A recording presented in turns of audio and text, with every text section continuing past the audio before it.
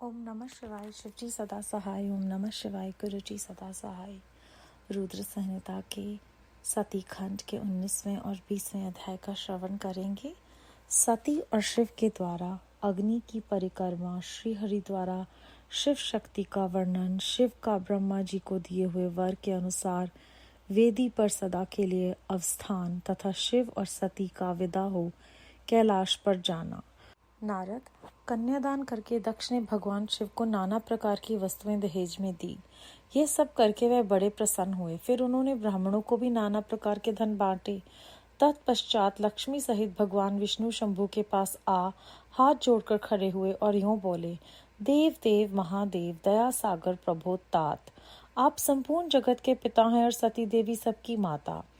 आप दोनों सत्पुरुषों के कल्याण तथा दुष्टों के दमन के लिए सदा लीला पूर्वक अवतार ग्रहण करते हैं। ये सनातन श्रुति का कथन है। आप चीकने नील अंजन के समान शोभा वाली सती के साथ जिस प्रकार शोभा पा रहे हैं, मैं उसे उल्टे लक्ष्मी के साथ शोभा पा रहा हूँ। अर्थात सती नीलवर्णा तथा आप गौरवर्ण हैं, उससे उल्टे मैं नीलवर्ण तथा लक्ष्मी गौरवर्णा है। नारद में देवी सती के पास आकर गुह्य स्तोत्र विधि से विस्तार पूर्वक सारा अग्नि कार्य कराने लगा। मुझ आचार्य तथा ब्राह्मणों की आज्ञा से शिव और शिव ने बड़े हर्ष के साथ विधि पूर्वक अग्नि की परिक्रमा की। उस समय वहां बड़ा अद्भुत उत्सव मनाया गया। गाजे बाजे और नृत्य के साथ होने वाला वह उत्सव सबको बड़ा सुखद जान पड़ा। तदनंतर भगवान विष्णु बोले, सदाशिव, मैं आपकी आज्ञा से यहाँ शिव तत्व का वर्णन करता हूँ। समस्त देवता तथा दूसरे दूसरे मुनि अपने मन को एकाग्र करके इस विषय को सुने। भगवान, आप प्रधान हैं और अप्रधान प्रकृति और उससे अतीत हैं। आपके अनेक भाग हैं, फिर भी आप भाग रहित हैं। ज्योतिर्मय स्वरूप वाले आप परमेश्वर के ही हम तीनों देवता अंश हैं। आप कौन, मैं कौन और ब्रह्मा कौन है? आप परमात्मा के ही ये तीन अंश हैं जो सृष्टि, पालन और संहार करने के कारण एक दूसरे से भिन्न प्रतीत होते हैं। आप अपने स्वरूप का चिंतन कीजिए। आपने स्वयं ही लीला पूर्वक शरीर धारण किया। आप निर्गुण ब्रह्म रूप से एक हैं। आप ही सगुण ब्रह्मा हैं और हम ब्रह्मा, विष्णु तथा रुद्र तीनों आपके अंश हैं। जैसा एक ही शरीर के भिन्न भिन्न अवयव, मस्तक, ग्रीवा आदि नाम धारण करते हैं, तथापि उस शरीर से वे भिन्न नहीं, उसी प्रकार हम तीनों अंश आप परमेश्वर के ही अंग हैं, जो ज्योतिर्मय आकाश के समान सर्वव्यापी एवं निर्लेप, स्वयं ही अपना धाम, पुराण, कुटस्थ, अव्यक्त, अनंत, नित्य तथा दीर्घ आदि विशेषणों से रहित निर्विशेष ब्रह्मा हैं। वही आप शिव हैं। अतः आप ही सब कुछ हैं। ब्रह्मा जी कहते हैं, मुनीश्वर, भगवान विष्णु की यह बात सुनकर महादेव जी बड़े प्रसन्न हुए। तदनंतर उस विवाह यज्ञ के स्वामी परमेश्वर शिव प्रसन्न हो लौकिक गति का आश्रय ले हाथ जोड़कर खड़े हुए मुझ ब्रह्मा से प्रेम पूर्वक बोले। शिव ने कहा, ब्राह्मण, आपने सारा वैवाहिक कार्य अच्छी तरह संपन्न करा दिया। अब मैं प्रसन्न हूँ। आप मेरे आचार्य हैं। बताइए, आपको क्या दक्षिणा दूं? सुरज्येष्ठ, आप उस दक्षिणा को मांगिए। महाभाग, यदि वे अत्यंत दुर्लभ हो तो भी उसे शीघ्र कहिए। मुझे आपके लिए कुछ भी अदेय नहीं। मुने, भगवान शिव का ये वचन सुनकर मैं हाथ जोड़कर विनीत चित्त से उन्हें बारंबार प्रणाम करके बोला, देवीश, यदि आप प्रसन्न हो और महेश्वर, यदि मैं वर पाने के योग्य हूँ तो प्रसन्नता पूर्वक जो बात कहता हूँ उसे आप पूर्ण कीजिए। महादेव, आप इसी रूप में इसी वेदी पर सदा विराजमान रहें, जिससे आपके दर्शन से मनुष्यों के पाप धुल जाएं। चंद्रशेखर, आपका सानिध्य होने से मैं इस वेदी के समीप आश्रम बनाकर तपस्या करूं, यह मेरी अभिलाषा है। चैत्र के शुक्ल पक्ष की त्रयोदशी को पूर्वा फाल्गुनी नक्षत्र में रविवार के दिन इस भूतल पर जो मनुष्य भक्ति भाव से आपका दर्शन करे, उसके सारे पाप तत्काल नष्ट हो जाएं, विपुल पुण्य की वृद्धि हो और समस्त रोगों का सर्वथा नाश हो जाए। जो नारी दुर्भागा, वंध्या, कानी अथवा रूपहीना हो, वह भी आपके दर्शन मात्र से ही अवश्य निर्दोष हो जाए। मेरी ये बात उनकी आत्मा को सुख देने वाली थी। इसे सुनकर भगवान शिव ने प्रसन्न चित्त से कहा, विधाते, ऐसा ही होगा। मैं तुम्हारे कहने से संपूर्ण जगत के हित के लिए अपनी पत्नी सती के साथ इस वेदी पर सुस्थिर भाव से स्थित रहूंगा। ऐसा कहकर पत्नी सहित भगवान शिव अपनी अंश रूपिणा मूर्ति को प्रकट करके वेदी के मध्य भाग में विराजमान हो गए। तत्पश्चात स्वजनों पर स्नेह रखने वाले परमेश्वर शिव ने दक्ष से विदा ले अपनी पत्नी सती के साथ कैलाश जाने को उद्यत हुए।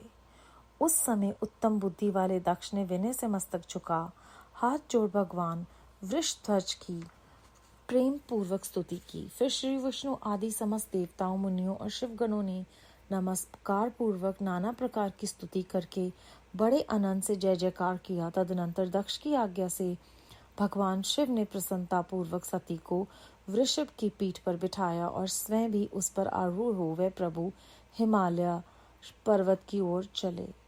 भगवान शिव के समीप वृषभ पर बैठी हुई सुंदर दांत और मनोहर हास वाली सती अपने नील श्याम वर्ण के कारण चंद्रमा में नीली रेखा के समान शोभा पा रही थी।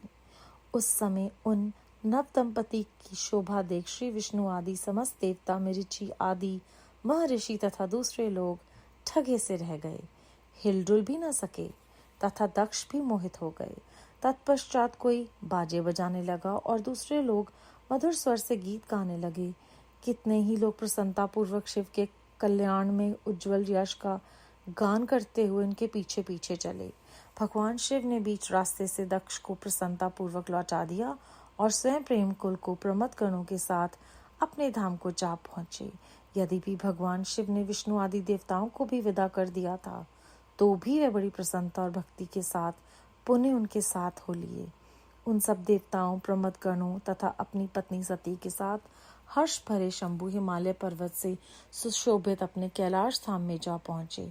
वहां जाकर उन्होंने देवताओं, मुनियों तथा दूसरे लोगों का बहुत आदर सम्मान करके उन्हें प्रसन्नता पूर्वक विदा किया। शंभु की आज्ञा ले वे विष्णु आदि सब देवता तथा मुनि नमस्कार और स्तुति करके मुख पर प्रसन्नता की छाप लिए अपने अपने धाम को चले गए। सदा शिव के चिंतन करने वाले भगवान शिव भी अत्यंत आनंदित हो हिमालय के शिखर पर रहकर अपनी पत्नी दक्ष कन्या सती के साथ विहार करने लगे।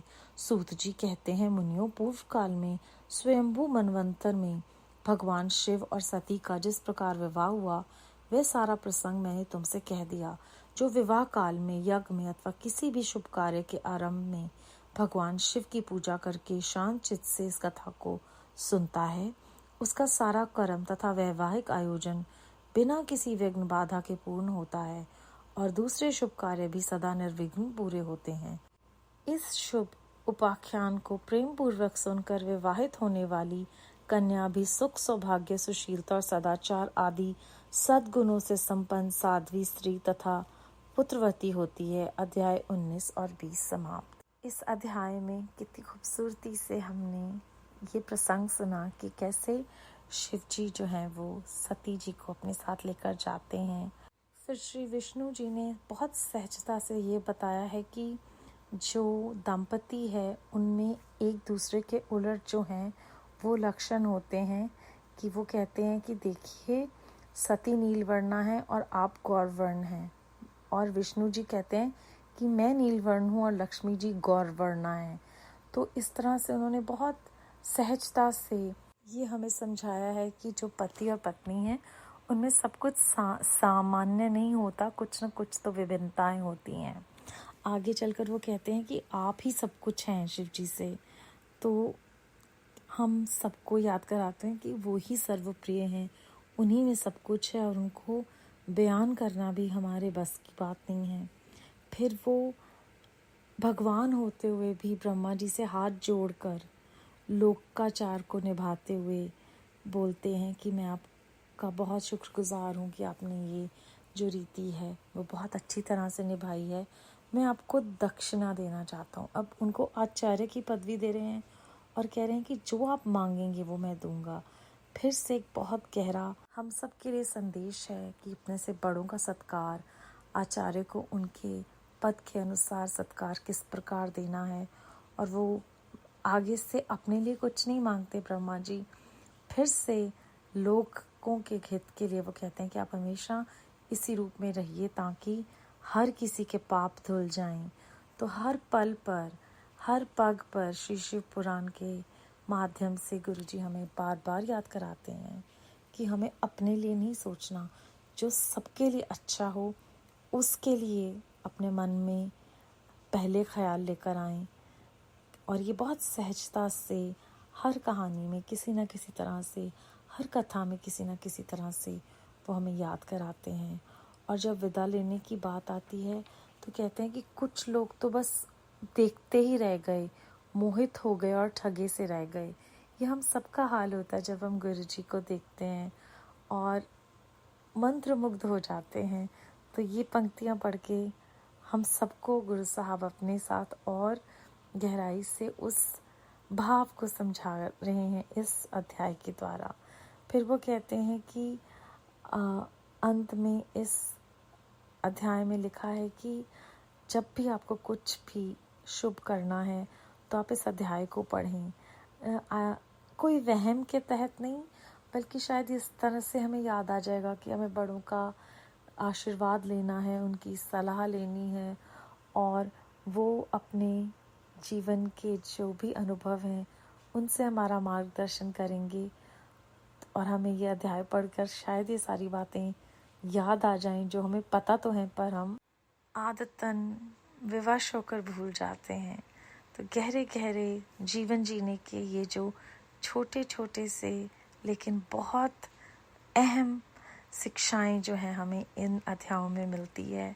गुरु साहब की असीम कृपा है कि हम ये सब सुन सकते हैं और पढ़ सकते हैं। करन करावनहार परमात्मा ही है। बेअंत शुक्राना गुरु साहब, बेअंत शुक्राना।